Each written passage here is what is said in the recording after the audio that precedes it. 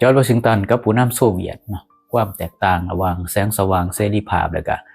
เงาแห่งเผด็จการในประวัติศาสตร์โลกพี่น้องที่เริ่มก่อตั้งเนาะระบบการปกครองเนาะจากปกติแล้วทั่วโลกก็สิปกครองกันโดยระบบกษัตริย์เนาะส่วนหลายแต่จะมีประเทศหน่อยประเทศยังเกิดขึ้นเนาะแบ่งแยกออกมาเป็นสาธารณะอย่างมากมายหลายประเทศเนาะหลักแนวคิดหรือว่าหลักปรัชญาทางการเมืองก็เริ่มเกิดขึ้นเนาะโดยวิสัยทัศน์ของผู้นำที่ก่อตั้งของแต่ละแนวคิดอุดมการณ์การเมืองแต่ว่าถ้ามาเบิ่งจอร์จวอชิงตันแล้วเนี่ยเป็นบิดาแห่งโลกเสรีประชาธิปไตยถ้าสิเอามาเปรียบเทียบกับกลุ่มผู้นำเนาะแห่งสหภาพโซเวียต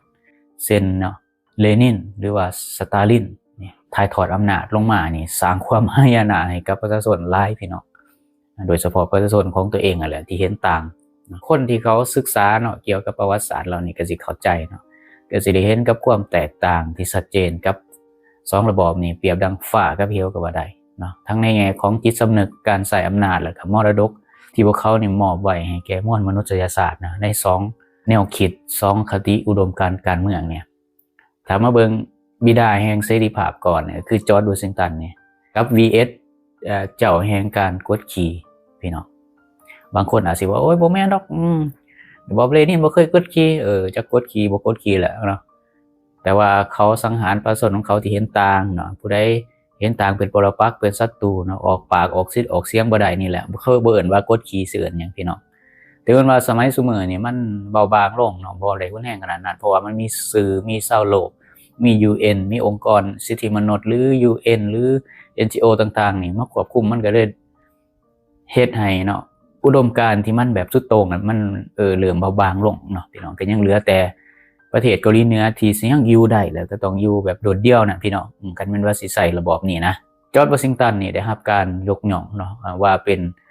ปรมาจารย์ด้านเสรีภาพของโลกสมัยใหม่หรือว่าสมัยอดีตที่ผ่านมาก็แล้วแต่เริ่มมีการก่อตั้งเนาะคือว่าเพิ่นว่าเป็นแนวคิดเป็นหลักปรัชญาที่มันล้ำสมัยก็ว่าได้เพราะว่ามันมีการใส่เนาะในระบอบการปกครองเนี่ยเป็นเคิ้นว่าเป็นแพทเทิร์นก็ว่าได้พี่น้องคือเอาแบบอย่างเนาะลักแนวคิดต่างๆเนี่ยมานำใส่ไปทั่วโลกพี่น้องสิ่งที่ไหนจอร์จวอชิงตันเราโดดเด่นนี่ก็บ่แม่นเพียงแต่ว่าได้รับชัยชนะจากสงครามที่เราได้ปลดแอกออกจากสมัยอังกฤษปกครองเนาะพี่น้องเกิดว่าสมัยยังเป็นระบอบศักดินาอยู่เนาะพี่น้องที่ใส่อำนาจเนาะเมื่อถึงเวลานี่ของจอร์จวอชิงตันเนี่ยได้วางหากฐานเนี่ยนะเราได้ขึ้นมาปกครองเนี่ยกฎหมายที่เราจำกัดอำนาจของผู้ปกครองเนี่ยแม้นได้มอบสิทธิ์ทั้งเบิดให้ของผู้ที่มีอำนาจให้ประชาชนเนาะซึ่งว่าแล้วนี่เพิ่นเป็นคนที่เฮ็ดเพื่อมนุษยชาติอย่างแท้จริงเพราะว่ายังหลังจากเพิ่นได้อำนาจแล้วเพิ่นก็เขียนร่างรัฐธรรมนูญขึ้นมาเป็นรัฐธรรมนูญต้นฉบับของโลกก็ว่าได้เพราะว่าปัจจุบันนี้ในอเมริกาก็ยังใส่รัฐธรรมนูญนี้อยู่เนาะผ่านมาก็200ปีนะพี่น้องเราเขียนห่างกฎหมายห่างแพทเทิร์นจังซี่ขึ้นมาแล้วนะเพราะว่าเรามีความเชื่อเนาะในระบอบประชาธิปไตยทุกคนอยู่ภายใต้กฎหมายเดียวกันซึ่งเนาะกลายเป็นแบบอย่างให้หลายประเทศทั่วโลกนำไปใส่จนฮอดปัจจุบันนี้เนาะบัดนี้มาเบิ่งในทางกงกันข้ามบัดนี้ผู้นำสหภาพโซเวียตอยู่เทิงหากฐานของความหยานกลัวพี่น้องเนาะผู้ใดเฮ็ดผิดนี่เอาไปเฮ็ดเมืองเอาไปเป็นคนงานในเมืองเนาะคือเกาหลีเหนือนี่เนาะคือแบบแพทเทิร์นคักๆเลยแหละเอาไปเป็นคนงานในเมืองไผบ่เชื่อฟังนี่ก็คือว่าเรียบร้อยพี่น้องก็ได้เบิดตัวโคตรนะพี่น้องก็ถือลงโทษเบิดนะว่าซั่นซะลงโทษเบิดตัวโคตรคือว่าเป็นศูนย์อำนาจเบ็ดเสร็จเนาะการบริหารงานเต็มไปด้วยความรุนแรงและก็นโยบายที่ยึดครองสิทธิเสรีภาพพื้นฐานของมนุษย์เนี่ยมีการจำกัดพี่น้องจำกัดเรื่องเสรีภาพเรื่องการแสดงออกเนาะในการปากเว้าจนไปถึงการควบคุมชีวิตการเป็นอยู่ของประชาชนของตัวเองอย่างเข้มงวด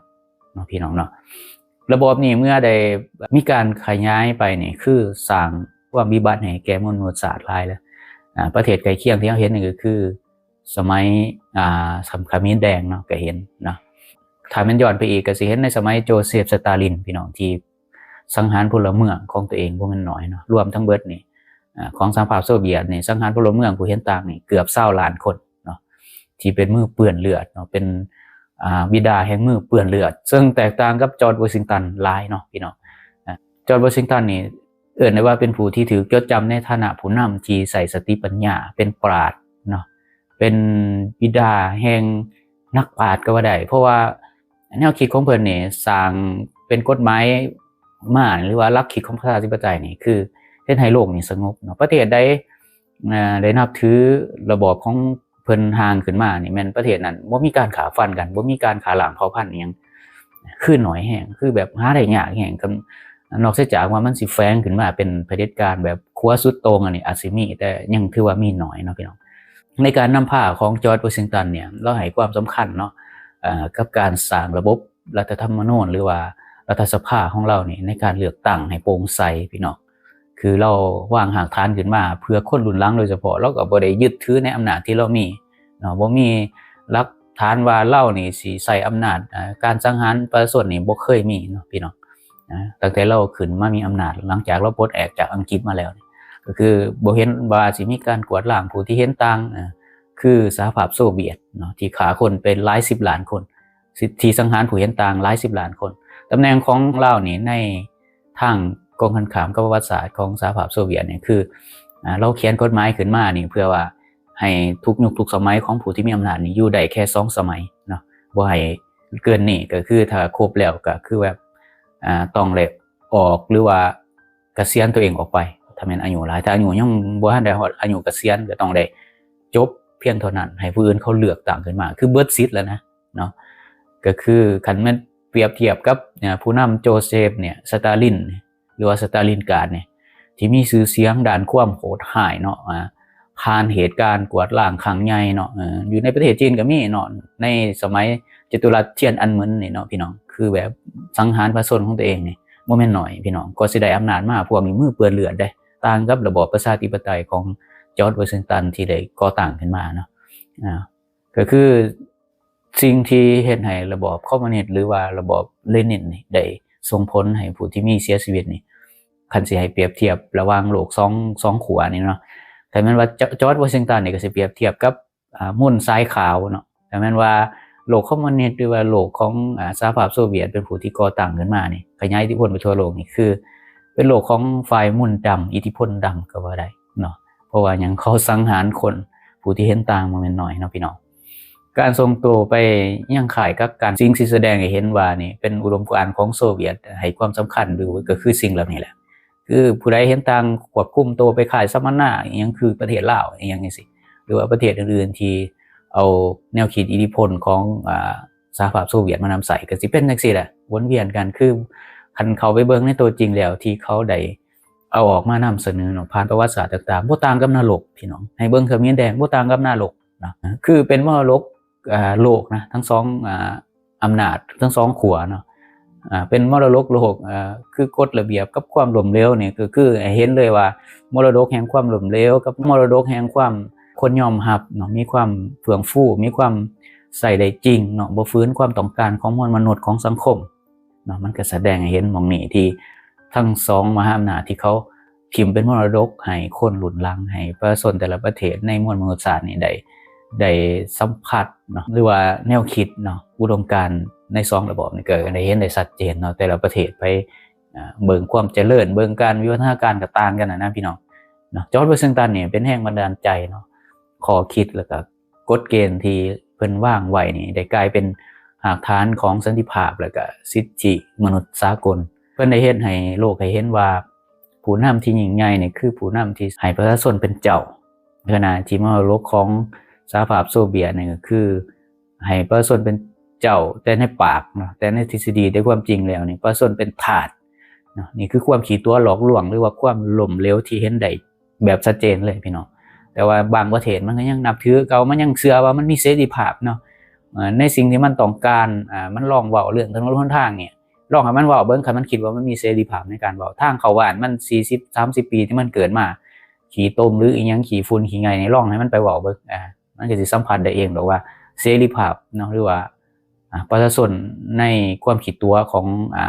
สหภาพโซเวียตหรือว่าระบอบเลนินได้วางเอาไว้มันแม่นแท้หรือว่าเขามักอยู่ในเรื่องคิดตัวแบบนั้นก็บ่ฮู้เนาะพี่น้องความเจ็บปวดของผู้ที่ได้รับข้อต่างๆนี่เรื่อง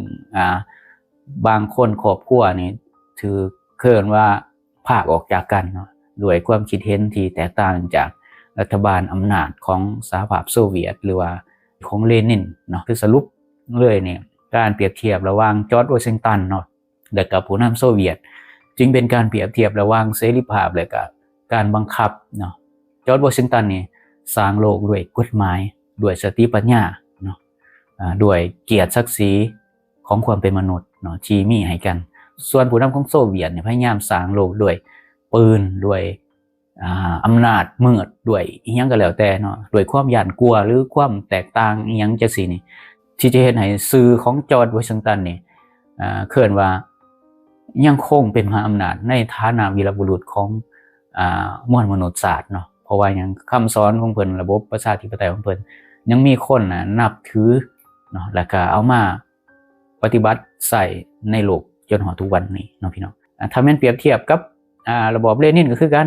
เนาะเป็นปรปักษ์เป็นศัตรูหรือเจ้าเห็นต่างอย่างจังซี่ถ้าแม่นเปรียบเทียบกับจอร์จวอชิงตันเนี่ยเจ้าเห็นต่างเจ้าก็เอาขออ้างมาทับถมก็เจ้าคิดว่าของเจ้าดีเนาะความคิดของเจ้าดีแนวคิดของเจ้าดีเจ้าก็สามารถที่จะแสดงออกมาที่วิสัยทัศน์ของเจ้าก็แสดงออกมาเขาให้สิทธิ์ในการแสดงออกเนาะถ้าแม่นว่าเปรียบเทียบกับโลกคอมมิวนิสต์เนี่ยเขาบ่ให้สิทธิ์เด้ความจริงเขาบ่มักความจริงเนาะเดี๋ยวเจ้าเปิดโปงความจริงให้เขาฟังนี่เขาสิเสียหน้าเสียตาคือเรื่องโกงศาสตร์บ้านเมืองคือกันเนาะเขาบ่ให้เจ้าเว้าความจริงเขาบ่ให้เจ้าเว้าเรื่องโกงเรื่องหยังก็ให้เจ้าส้มเสยอย่างเดียวเนาะโกงให้เก็บไว้ให้มัน